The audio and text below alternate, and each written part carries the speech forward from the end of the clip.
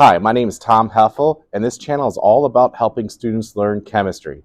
In this video, we're going to be talking about photoelectron spectroscopy.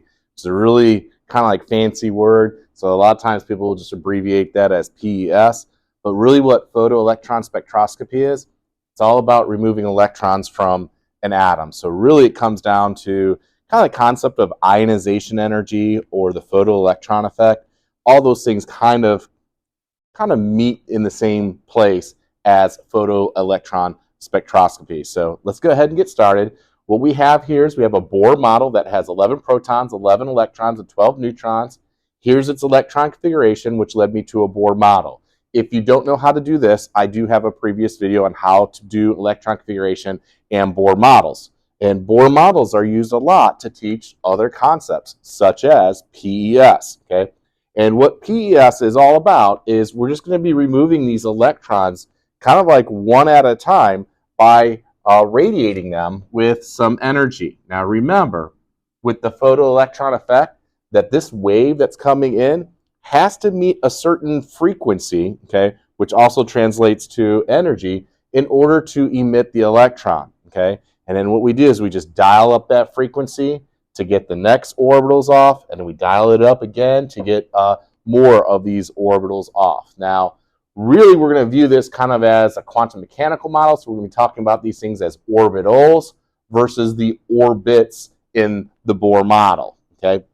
So when we look at electron configuration, the hardest electron to remove is going to be the electrons that are really, really close to the nucleus, because this nucleus, that's where it's all the positive charges, okay? So the electrons that are closest to this positive charge like magnet, okay, which is really pulling in on the electrons, those are going to be the electrons that are going to be the hardest to remove.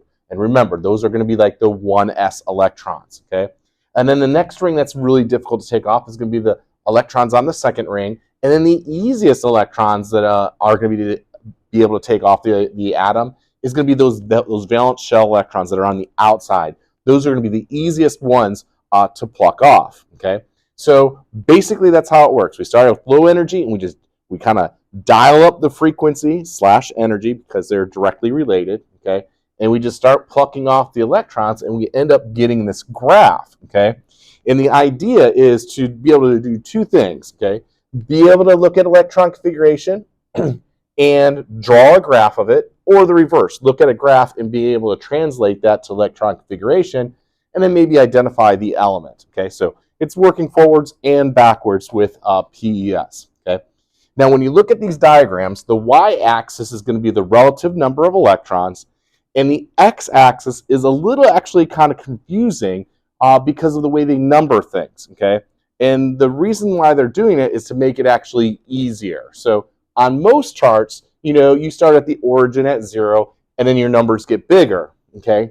In a PES diagram, it's the exact opposite. The biggest numbers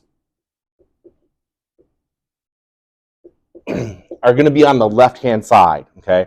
So this is like the largest amount of energy, okay? And as you go to the right, okay, the numbers get lower. So you're going to find the lowest numbers as far as the energy on the right-hand side. So remember, this is going to be the amount of energy required to remove an electron. So it's kind of like energy on the x-axis. There's a lot of different units that we could use for energy, so I'm not going to pick just one in this video. Okay, so remember, the one that's going to be hardest to pull off, okay, is going to be the orbital that's closest to the nucleus. So the first electron, the last electrons that are actually pulled off, which is going to have the greatest amount of energy, is going to be the 1s2. So basically, there's going to be nothing here, and all of a sudden, you're going to see this peak kind of elevate. Now, if this is indeed the 1s2 orbital that's being pulled off because it requires the largest amount of energy, okay, then this is kind of signifying 2 electrons, okay?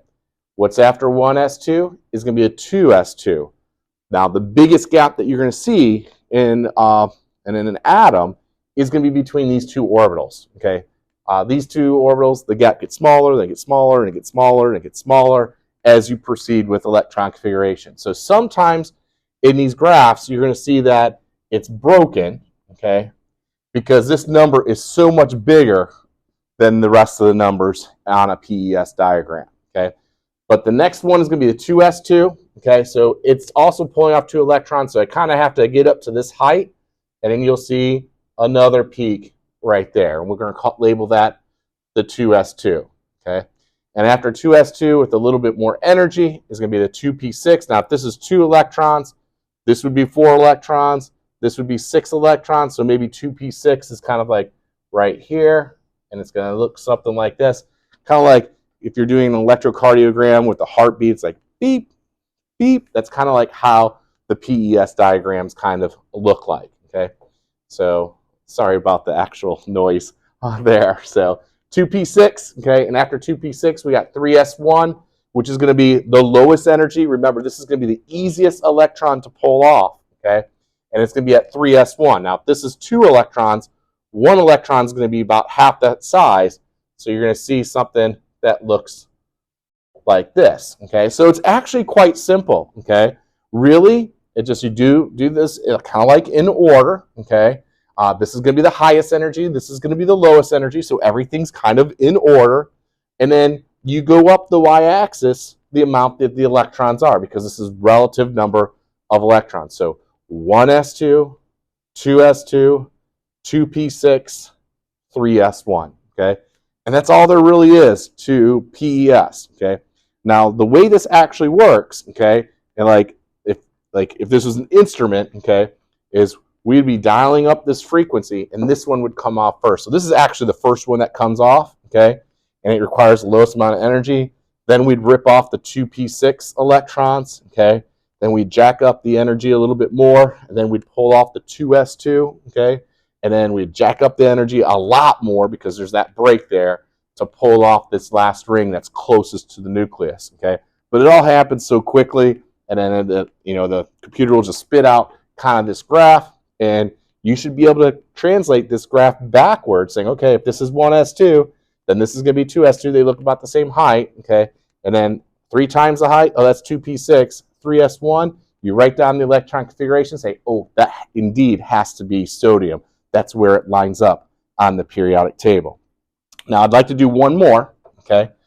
I'd like to talk about magnesium here. So I'm going to come over here and fill out some information that I pull off the chart for magnesium. Its protons are going to be 12. It's more than the sodium. The electrons are going to be 12, and the neutrons are going to be 12. And its electron configuration looks pretty much identical, except there's going to be one more electron. So it's going to be 3s2 instead of 3s1, okay? So the chart is going to look really, really similar, but there's going to be 2 changes, okay? One of the changes is really, really easy. I think you guys all know that down here at 3s1, we got to make this not half the height, but we got to now make it equal to where the other ones were for the 3s2 part. But the other part might not be as easy, okay? And that's recognizing that there's 12 protons instead of 11 protons, okay? Well, what will 12 protons do versus 11 protons? Well, they'll be able to hold all those electrons in a little bit more tightly, okay? So you need a little bit more frequency or energy, because they're directly related, okay, to pull those electrons off, okay? Now remember, the big numbers are to the left, okay? So this 1s2 is going to be a little bit harder to pull off than this 1s2 because there's 12 protons instead of 11. So everything gets shifted to the left a little bit. So this is going to be where the 1s2 for magnesium is going to be instead of sodium, because there's more protons, okay? And then 2s2 is going to be right here, okay? 2p6 is going to be right here, okay? And then it's going to be 3s2. So remember, it's going to be to the left because it's more energy, but I'm pulling off 2 electrons here, so it's going to be twice the height as the sodium. So the green here, okay, is the magnesium, and the black up here is going to be the sodium. So hopefully this helped you understand photoelectron spectroscopy. Remember, it's just about pulling the electrons off of an atom. So it deals with the concept of ionization energy slash the photoelectric effect. Okay, they're kind of like all in this same batch. Okay, so we're in periodic table trends, and I hope this information was helpful. Okay, if you feel like this was an easy way to learn PES, please like and subscribe to the channel so the YouTube algorithm can send it out to more chemistry students that are interested in learning this type of material.